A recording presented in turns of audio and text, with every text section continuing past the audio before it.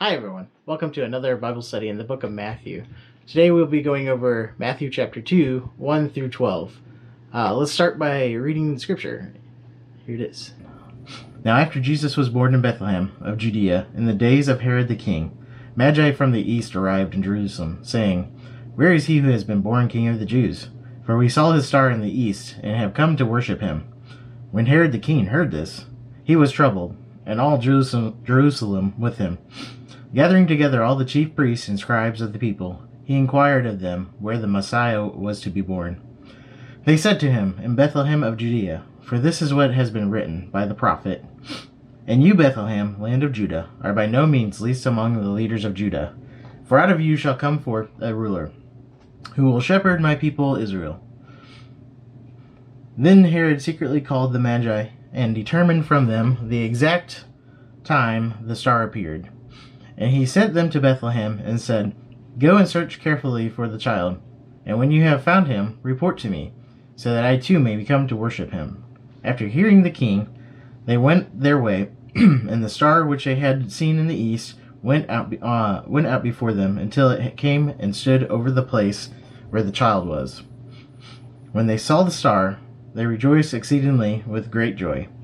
After coming into the house, they saw the child with Mary, his mother, and they fell on the ground and worshipped him. Then, opening their treasures, they presented him gifts of gold, frankincense, and myrrh. And having been warned by God in a dream not to return to Herod, the Magi left for their own country by another way. So we're going to dive into the Bible study now, and we're going to start with the question: what stands out in this passage? In this passage, the history is going to kind of stand out, especially if you kind of know some of the Christmas stories that have been told about the Magi, or the wise men. And that is what we're going to kind of discuss today, is the wise men. Who were the wise men? And some people know them as Three Kings. We Three Kings of Orient are, the song. And the wise men is another term, but they should the best term to describe them is actually Magi. Magi is actually the name of a priestly tribe in the Medes. It dates all the way back to the Medes, and had made its way all the way back to Christ's time. And so we're actually going to go way back before Daniel, and that's where these people came from. That's the term Magi. Now, when you see it translated as wise men or kings of Orient, that is actually incorrect. The term Magi, like I said, is a tribe. It cannot be translated into wise men or kings of the Orient. For one, they were definitely not kings, but they had a lot to do with kings. Wise men, that is definitely a description of these men, or this tribe of people. That's kind of what they were known for. So when you see the translation wise men or kings, just know that it's actually the Magi. Now, Magi is where we get the word magic and magicians, because these men were so associated with being wise and kind of sorcerers. That's where we get the term magic and magician. It kind of evolved from that word, if you could say that. So who are these Magi, and why are they important? So, like I said, they go all the way back to the Medes, and they work their way up through Babylon and the Medes and Persians and the Persian rules, or Persian reigns. And they really became prominent in the Babylonian Empire. That's where they basically took root. So they're known for their astrology and astronomy. They're also known for being wise, for their counsel regarding state affairs. They're also known for their kind of sorcery. So I would imagine they knew a little bit about physical science, some engineering probably as well, and just kind of really paid attention to how things worked. And I'm sure they had a system of passing on this knowledge to each other. So like I said, they grew in prominence because of these attributes, and they continue to grow in prominence all the way up to Christ's time, and even after Christ. We actually see them multiple times in the Old Testament and multiple times in the New Testament. This one, of course, being one of the more prominent ones. And as we get further into the New Testament, then most of the time we start running into them, they're are actually kind of wicked and evil people at that point. But we have this group of three, well, we call them three, and I'll cover that in a second. But we have this group of wise men that come and visit Christ at his birth, and these are probably actually pretty good wise men or magi. Now, one thing to note when we first kind of run into magi in biblical text, at least the ones I know of, we run into them in Daniel chapter 2 and then in Daniel chapter 5. And Daniel chapter 5 is kind of the important one for us because it kind of shows you how these magi might have come to know about Christ and his coming. So going back to Daniel chapter 5, we're going to start kind of in verse 10. And this is at King Belteshazzar's feast. I can't believe I got that right the first time. So, remember, he's having, if you've read this, he's having a big giant feast. He's celebrating himself, basically, and how great he is, like all kings.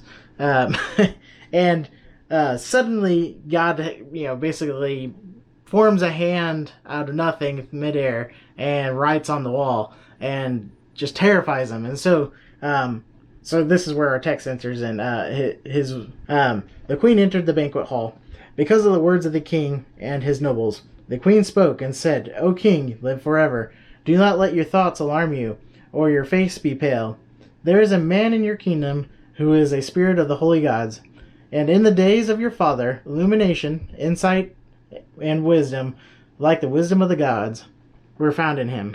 And King Nebuchadnezzar your father the king, appointed him chief of the magicians, conjurers, Chaldeans, and diviners. This was because of an extraordinary spirit, knowledge, and insight, interpretation of dreams, explanation of enigmas, and solving of difficult problems were found in this Daniel, who the king named Belteshazzar. Let Daniel now be summoned, and he will declare the interpretation." So, back in verse 11, we see that magical term, magicians. Again, remember the term magicians becomes from the Magi. The root word was the Magi, and it was basically twisted into magic and magicians later on. And the definite, what she says of Daniel, being a solver of enigmas and all that description basically kind of summed up what the Magi were. Now, the important part of this, how this plays back into our verse that we're studying today in Matthew, is Daniel was appointed the head of the Magi. Now, this should, have pretty big impact. So, remember, Daniel was extremely influential in the Babylonian Empire, and he was not only influential during Nebuchadnezzar's reign, but he was almost always put back into a place of prominence as the kings moved on. As he grew older, they say he was thrown in the lion's den at age 90. So he was a very prominent man. Definitely had people going after him when they could. And, can you imagine this immensely godly man who stood up to these kings that were just, ruthless and would kill you at the, drop of a hat, basically. He stood up to them, and he's in charge of these magi, and he's got to have influence on them, and a pretty profound influence. So when we see these magi coming to worship Christ in Matthew, there's a good likely chance that it was Daniel who had that influence and told them about the star that would come, and told them about the Messiah, and told them of the coming king. And so they would have probably, now if you look at kind of their belief system, it was Zoroastrianism, which is basically a clone of Jewish religion, except, of course it's false, where we have the Jews worshiping a true God and the Zoroastrianists worshiping this god of fire, basically. They were monotheists, which is, another rare thing. But almost the whole system is a direct like parallel, but also incorrect view of the one true God. Uh, so wouldn't it seem too far stretched that these people would be looking for a king? So we see the influence of Daniel through the Magi. And like I said, it's likely that these Magi might have actually believed in the one and coming Messiah, and may have continued the tradition from Daniel, continued the tradition for looking for the Messiah all the way from Daniel. So that gives us the importance of that text. But so why are these wise men important? And why does Matthew include them? So we get moving on from Babylon in the time between Babylon and Christ. These Magi continue to grow in power and fame, and what ends up happening in the Persian kingdoms is the Persians recognize that you can't just have a king over everything and not ever have anyone checking them or keeping them in balance, basically. So what ends up happening is the Magi become these prominent people that actually are approvers of kings. So they come and they become the king makers, basically. So the king actually has to learn the ways of the Magi, and he has to learn to master them. And also he has to be approved by these Magi. So these essentially become king makers. Now you see where we're going with this. As they come and proclaim Christ as king, again we get another instance where Matthew is claiming that Christ is king. This time he's claiming Christ is king from a Gentile source. Now something else I want you to note is when they came into Israel, they would have probably expected Israel to embrace them, because Israel's kind of in captive by the Roman Empire right now, and the Persians are coming looking for a great king for themselves, and they're saying, hey, where's this king that was born? And they're expecting probably a little bit of fanfare and people to, march them right to him. Of course that didn't happen. So what they end up doing, King Herod, of course, well, let me back up. The Magi, when they would have come, it wouldn't have been just 3 Magi. So it might have been several Magi and a whole army basically with them, because they had an entourage when they traveled. So when you see the 3 wise men, they probably got the 3 wise men from the 3 gifts. And that was further cemented in, basically from some priests at some point. Said he'd found the skulls of the Magi and knew it was them. Totally false. There's no way to confirm the DNA or anything back then. So he just basically made that up for fame, I'm sure. So that got cemented in as 3 Magi, or 3 wise men. Like I said, wise men's not really the right term. So we got the three Magi. That's not really true. It's probably a whole entourage of people with these Magi. We don't know how many Magi. We just know there was 3 gifts. So they came in, and Herod, and I'll do another thing on Herod. He's kind of crazy. This would have freaked him out. I mean, like I said, they're in the middle of the Roman Empire and the Persian Empire, and Israel is basically the buffer state in between them. I'm sure, like I said, the Persians were expecting them to, or the Magi were expecting them to embrace them when they came in, because they were in, the Jews were in captivity at that point. So, of course, Herod, he works for the Romans, not the Jews or the Persians, and Herod would have freaked out. So when it says he was alarmed or, concerned about this, is an understatement. And we'll cover that in the next section. But so these Magi come in, and what you notice is Herod goes to the people, and the people immediately knew where Christ should have been born.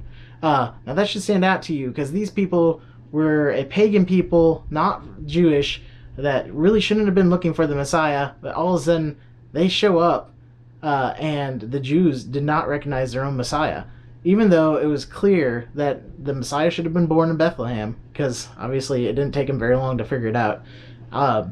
So again, we get this the Gentiles are recognizing the Messiah before the Jewish people.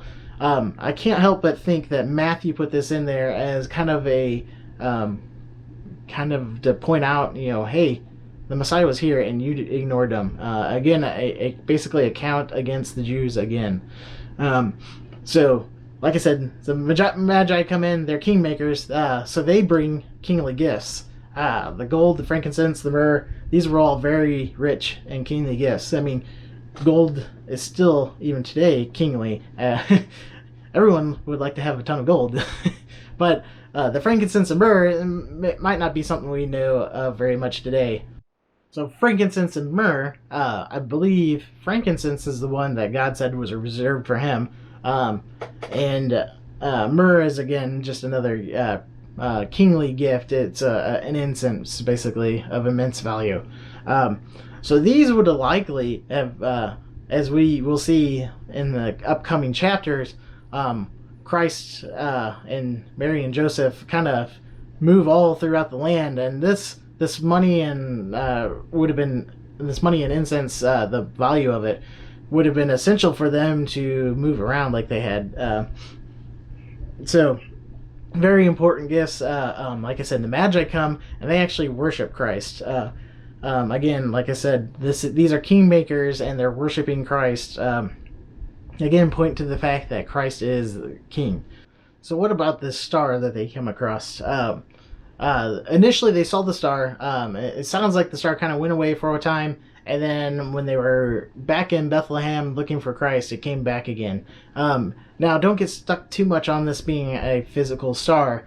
I believe it's just translated as great light, is the correct, direct translation for it. So, it could have been two different things too. It could have been a star when they first initially saw it. That is possible, not likely. And when they go to Christ, this is obviously not a star, because the star, if a star came to rest on top of a building, the whole planet would be in problem. It's not just a normal star. More than likely, it talks about the shepherds, and the great light shone around the angels.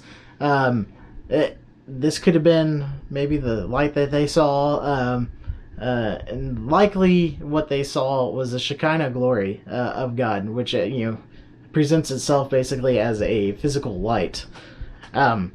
So, like I said, don't get stuck too much on that being a actual star. Just know it's a great light that it was like a beacon for these guys, and obviously God caused that to be there, and. Like I said, back to the influence of Daniel, he might have known that this was going to happen, maybe revealed to him by God, and he passed that knowledge on to the Magi, which they would have been looking then for that, because Daniel's influence on them would have been so great. He's the head of them, so he's the chief of them. Would have had plenty of time to influence those people. So that's basically the importance of the Magi. They were the kingmakers. They came to Christ, and they said, he is king. And he's the long-awaited king, too. So one other thing about this passage that Matthew may have also recorded it for, if we look back at Micah chapter 5, verse 2, we have this completing the prophecy of Micah chapter 5, verse 2. And that is where it talks about the Messiah being born in Bethlehem. And it actually repeats that in in our verses that we read today. Alright, so what was the author's intent? Just to make sure you got it. Obviously, the Magi are declaring Christ as king. So the author is declaring Christ as king, again, by the Gentile authority. So we have that he's been declared king by blood, by inheritance, and by the Gentiles at this point. Next week, we will see that he's declared king by the Romans, or by Herod, and that's in the roundabout way. So another intent of the author, I would say, it also is to kind of bring accusations against the Jews that they should have recognized that Christ was their king. Again, like I said, we had the prophet Micah predicting his birth in Bethlehem. It was obvious, and the time was ripe for it. So moving on, what's the next question? So what does this teach us about God? What does it teach us about God? It's, God's working throughout history. Oh my gosh, big time. Especially if you see that Daniel had a big influence on these Magi coming to proclaim Christ as King. Big time, long in the past, way back, in the first captivity of the Jews, that we see God working to proclaim his son as king. So God is definitely working throughout history. He's not idle, especially when people would have probably thought he was idle. When he basically lets his people be captured. God is working through those times. So don't ever lose sight that God isn't working. He always is. So the next question is this telling us to do something? Well, obviously the Magi came and worshipped Christ. That should also be our goal, is to worship Christ. Now, this isn't directly telling us to, go give him gold and frankincense and myrrh, but it is telling it, it is kind of showing an example for us that we need to be worshiping God. He's worthy of it. And again, we need to be recognizing that Christ is King. And if we are truly his, we give our lives to him as a king. So we are, God's servants, basically. Again, we already covered what stands out. We actually did that first in this time. I know it's a little out of order, but it was kind of necessary in this one because the history is so important to the understanding of this verse. Next study, we're going to finish off chapter 2, and we're going to cover Herod. Like I said, Herod was a crazy man. It'll be interesting to study him. Another one with deep history to understand what's going on. So stay tuned for the next video coming out, and hope to see you then. Thanks.